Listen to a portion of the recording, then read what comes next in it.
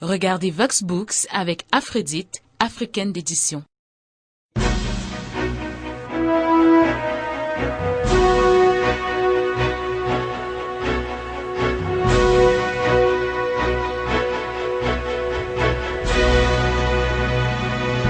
C'est un recueil de 67 poèmes dans lequel l'auteur aborde son vécu peu ordinaire, ses amours à la fois passionnés et à la fois tourmentés, ses rêves dorés, ses espoirs déçus, ses joies et même ses désillusions.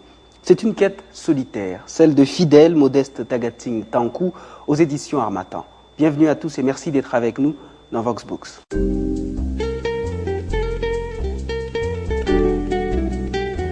Fidèle Tagating, bienvenue à vous et merci d'être avec nous. Votre recueil de poèmes, je le disais tout à l'heure, traite un peu de tous les aspects de la vie, une vie telle que vécue par l'humanité, la joie, l'amour, l'espérance et même la mort y sont omniprésentes, mais on dirait même une autobiographie poétique. Oui, Rémi, Quête solitaire, en fait, est un cri du cœur. Un cri très fort face aux réalités quotidiennes que l'être humain vit et auxquelles, le plus souvent, il ne trouve pas des solutions et des réponses immédiates. Je vois. Autobiographie, oui, un peu comme un journal de bord où est retracé chaque instant, chaque moment, les impressions, les souffrances, les joies que l'auteur ressent, que je suis au quotidien. À la page 11, vous commencez avec les confidences, Aléa Fallet. Dans ma longue quête sur terre, tout fut pour moi un mystère. J'ai enterré au début, me trompant sans cesse de but. J'ai couru après un rien, espérant trouver du bien. Je n'ai eu droit qu'à des leurs qui ont suscité mes pleurs. Bien que tout en étant là, j'ai marché par-ci par-là, accompagné du silence tout au long de mon errance. Les femmes, j'en ai fait un doute, préférant aller ma route. Absorbé par le mystère, je suis resté solitaire. Mais tout au fond de moi-même, j'ai tant espéré qu'on m'aime. Dans le secret de mon cœur, j'ai attendu une âme sœur qui de sa sollicitude comblerait ma solitude. Nous étions là à Abidjan, le 2 avril 1997, 18h précisément. Votre livre exprime une expérience, d'ailleurs on le sent quand vous clamez vos poèmes, une expérience personnelle mais au caractère universel avéré, à travers laquelle beaucoup pourraient se reconnaître, une expérience que beaucoup d'autres ont peut-être vécue. Oh oui, tout à l'heure quand je disais « Quête solitaire », c'est un cri du cœur. Le message du cœur est un message universel. On pense de la même manière, on vit de la même manière, on ressent exactement la même manière quand ça vient du cœur. Et quand on s'exprime avec le cœur, le plus souvent le message est universel. Donc c'est en ça qu'on peut dire que Quête solitaire est un message universel. Message du cœur. À la page 84, un autre de vos poèmes, une réponse à Darwin, à Paola Duicom. Demain, j'irai sur la plage ramasser les coquillages que le roulis des vagues aura au fond des âges ramenés sur le rivage. Pour ne pas être privé de leurs précieux messages, je serai arrivé sitôt le jour levé. Qui donc sommes-nous? Et d'où venons-nous? Enfin, où allons-nous? Sauront-ils me satisfaire et du fond insondable des mers me révéler le grand mystère de ce qui vit sur la terre? Le comment du pourquoi de cette vie et ses lois? Cette question qu'autrefois Sir Darwin avant moi s'est posée avec émoi.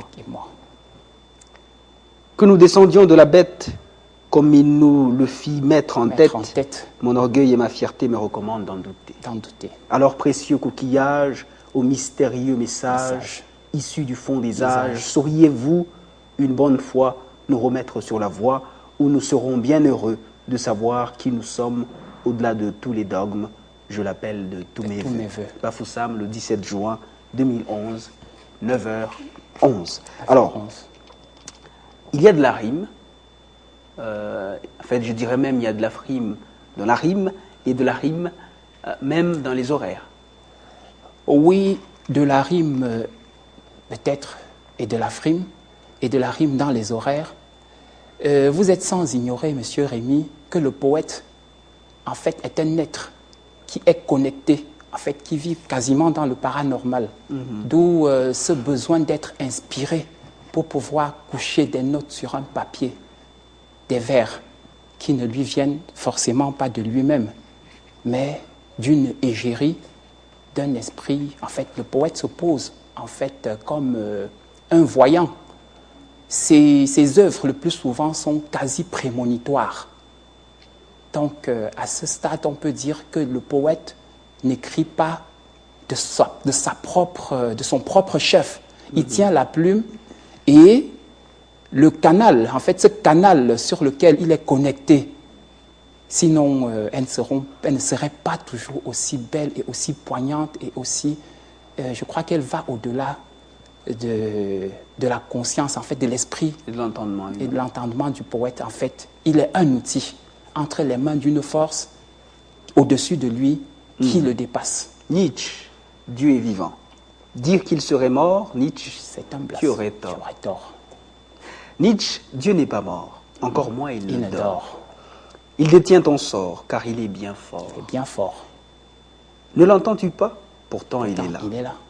Dire qu'il a vécu, mais qu'il ne Il vit plus. Nietzsche, c'est un blasphème. Change plutôt de thème. Nietzsche, tu juges en vain. Dieu est souverain. Souverain. Il détient ta vie. Et tu dis tant pis. Nietzsche, ne sois pas sourd, car Dieu Est est amour. amour. Il te tend la main. Ne sois point coquin. Coquin, Demain tu mourras. il te jugera. Crains son jugement. Cesse d'être dément. Abidjan en juin 1995. Alors, vos poèmes s'attaquent ouvertement aux théoriciens évolutionnistes. Ils trahissent même à chaque fois, à chaque rime, à chaque strophe, votre souci de défendre en quelque sorte vos convictions chrétiennes. Défendre, en fait, quête solitaire, c'est une quête de la vérité. Une vérité vue nue. Dans notre quête, il peut arriver qu'on se trompe, bien des fois. Mais quand on reste objectif, on finit toujours par trouver la vérité. Et je pense, quand je m'attaque aux théories évolutionnistes, en fait, à mon humble avis, c'est une thèse qui est un peu erronée. Parce que nous dit-on, il y a eu des mutations à certains moments. Mais depuis des millions d'années, depuis beaucoup de temps, on n'a observé aucune mutation. Les seules mutations qu'on a observées sont en réalité des OGM, organismes génétiquement modifiés. Alors, mais si nous descendions du singe et qu'on était parti peut-être de l'eau, des tares, reptiles, et puis singe, primate, et puis on s'est mis Homo erectus, on est devenu Homo habilis, Homo sapiens. En fait, moi, je pense qu'il y aurait eu des transformations qu'on aurait observées depuis lors. Pourtant, c'est le silence radio total. Alors moi, je ne crois pas du tout à l'évolutionnisme. Et vous tenez à le dire dans vos poèmes. Derrière chaque vers aussi, chaque rime, chaque strophe, il y a cette coloration religieuse et parfois même philosophique, sans doute parce que votre recueil pose un problème existentiel. Oui, problème existentiel. Qui sommes-nous? D'où venons-nous? Où allons-nous? Avez-vous jamais pu répondre à une de ces questions? Alors, sans cesse tourmentés par cet endroit d'où nous ignorons tout, d'où sommes-nous partis, pourquoi sommes-nous ici, où arriverons-nous et quand? Alors, à ce moment, nous cherchons des raisons et des êtres. Dieu est-il quelque part? Notre Créateur, où se trouve-t-il? Alors, c'est une quête, un questionnement perpétuel, existentiel. Oui, nous sommes nés un jour, nous vivons sans savoir pourquoi. Demain, nous serons morts, demeurant étrangers également à notre sort. Alors, je crois que c'est autant de questions qui demeurent en suspens et qui attendent des réponses. Les aurons-nous un jour? D'autres réponses. Ça continue tout à l'heure, après la pause. Le temps de découvrir ensemble d'autres livres nouvellement parus. A tout de suite. Les parenthèses de la vie. Ce roman invite à visiter la vie ordinaire de gens simples, évoluant dans un univers de liberté. Le lecteur est convié à remonter le temps À travers l'histoire croisée de Mondo, jeune villageois tenté par la ville, et Messi, fonctionnaire retraité de retour au village au lendemain de la colonisation. Voyage permanent entre le village et la ville, c'est une tentative d'interprétation feutrée entre deux univers que tout oppose, la tradition naturelle et les impératifs de la modernité. Les parenthèses de la vie, du romancier Henri Bekale-Akwe, nouvellement paru aux éditions Akoria. Vérité sacrilège. Les cultures africaines sont-elles aussi négatives que certains s'efforcent de le faire croire? Constituent-elles un obstacle au progrès et peut-on affirmer qu'elles n'ont pas leur place dans les sociétés modernes? Ce roman épistolaire de Fojo Kadjoabo relate un conflit de cultures mettant aux prises les membres d'une même famille en Côte d'Ivoire. Il oppose Dieudonné et Tolérance Dicro, un frère et une sœur chrétiens, à leur père et aux autres membres de leur famille qui sont tous adeptes des religions traditionnelles. Vérité sacrilège de Fojo Kadjoabo, nouvellement paru chez Harmattan Côte d'Ivoire. Si vous venez de nous rejoindre, nous sommes en compagnie de Fidèle Modeste Tagating Tankou, auteur du recueil de poèmes Quête solitaire, publié en 2012 chez Harmattan Cameroun. Il y a dans votre recueil des poèmes datés de 1995, de 2000, 2004, il y en a même de 2011. Ce sont des poèmes un peu éparpillés dans le temps. Oui, apparemment éparpillés dans le temps parce que je pense que la notion de vie n'est pas absolument linéaire. Les événements parfois se posent de façon anachronique, mais dans ce bric-à-brac, en fait, dans ce chaos apparent, il y a un ordre préétabli qu'en regardant dans le fond, on peut savoir lire et trouver une certaine linéarité à travers cette démarche atypique. Il y en a un peu chez vous, à l'ouest du Cameroun, il y en a aussi à Abidjan. Vous y étiez dans tous ces endroits et c'est des textes qui vous venaient, que vous couchiez sur du papier? Oui, grand aventurier devant l'Éternel, j'ai roulé ma bosse et ma vie sous pas mal de cieux. Oui, 50% de ce recueil, Quête solitaire, a été rédigé à Abidjan, précisément dans la commune de Trècheville, au quartier Arras, où j'ai été très bien accueilli, si bien entouré que l'inspiration, j'en avais à longueur de journée. À Cotonou également, où j'étais à Védoko. Et puis, je suis revenu au Cameroun, Yaoundé, Bameka, où j'ai écrit quelques-uns de ces textes poignants. Oui, j'ai fait tous ces pays, parce que parfois, pour comprendre un peu, il faut voyager beaucoup. Une aventure solitaire. Oui, bien sûr, solitaire, d'où ce courant par le solipsisme, la solitude existentielle. Est-ce que quand vous y alliez, c'était dans l'objectif de poursuivre quelque chose, que vous cherchiez cette réponse? Est-ce que c'était, vous vous êtes dit, je vais à la quête de quelque chose, ou c'est à l'occasion des voyages, vous vous dites, bah tiens, à cause d'une inspiration, pourquoi pas écrire? J'ai écouté la voix de mon cœur. Quand on écoute la voix de son cœur, on sait presque toujours quoi faire. L'élan du cœur nous mène toujours vers ce dont on a le plus besoin. On sait quoi faire, mais on sait surtout aussi quoi dire. À Marie-Laure, par exemple, à la page 44. Pour toi seul, je survis. Dès lors que je te vis, à mes yeux, Marie-Laure, tu fus plus que de l'or. Désormais, des désirs et aussi ces soupirs ne vont plus que vers toi, je te veux sous mon toit. Ma modeste chaumière n'en serait que fort fière, ne traîne donc point du pas, tu m'en trouverais tout là. Abidjan, juin 1997, déclaration d'amour, soupir.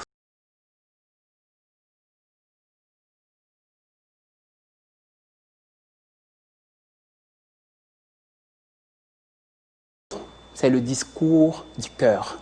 Comme je le disais tantôt, le cœur, je me laisse guider par mon cœur, davantage par mon cœur que par mon esprit.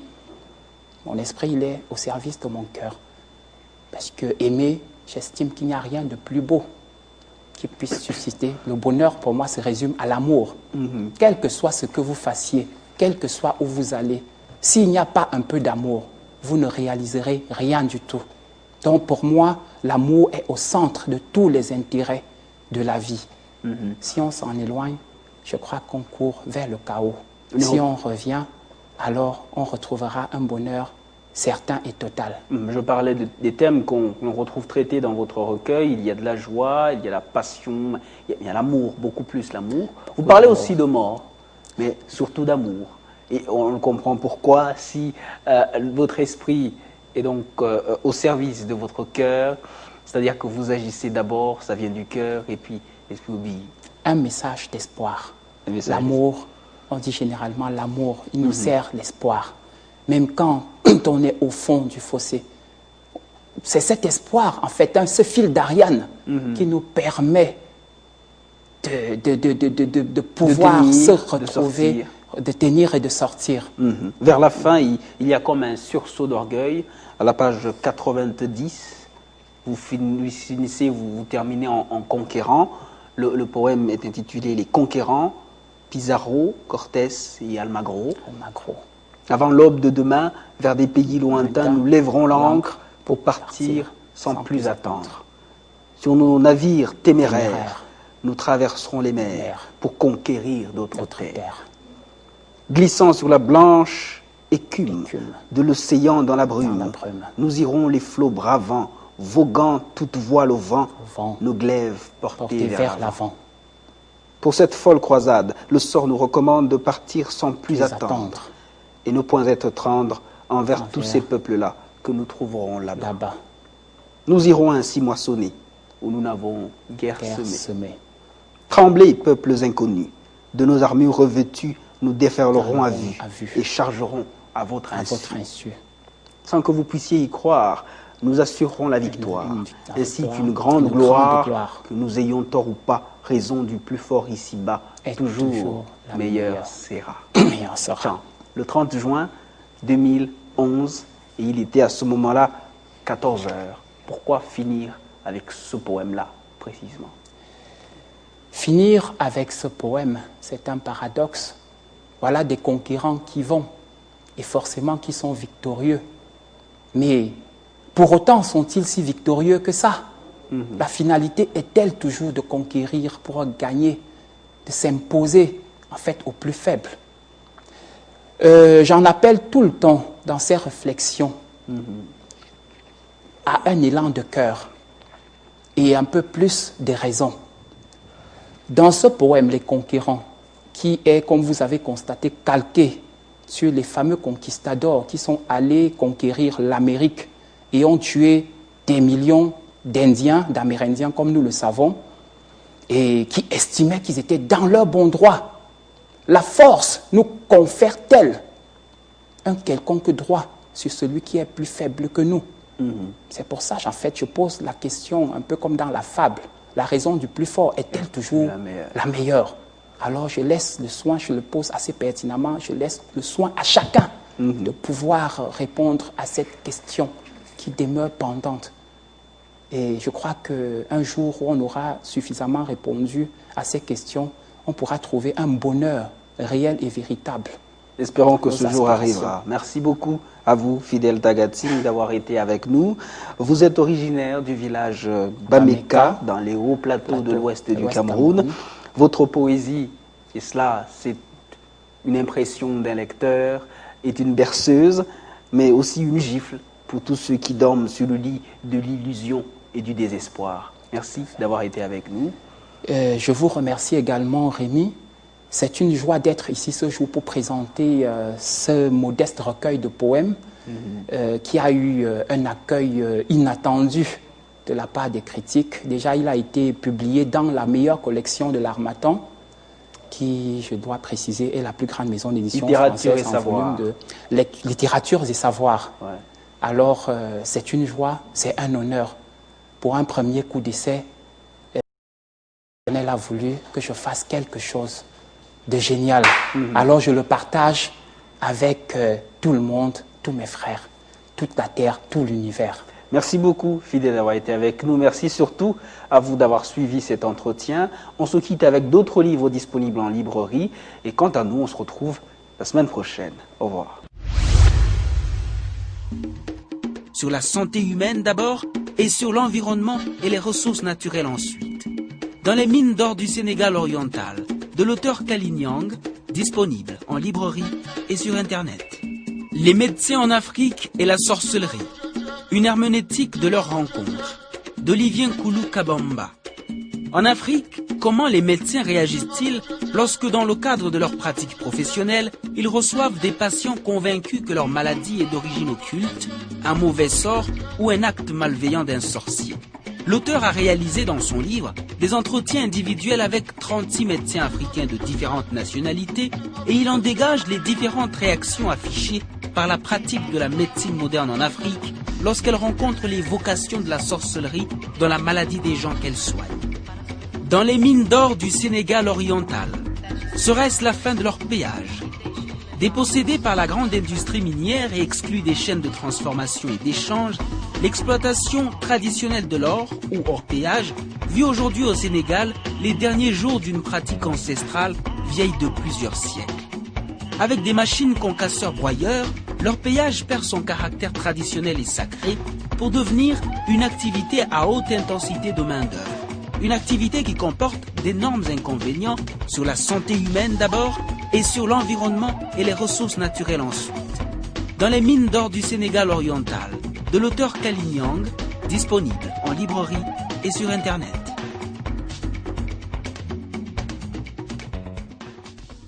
Donnez vie à votre manuscrit chez Aphrodite.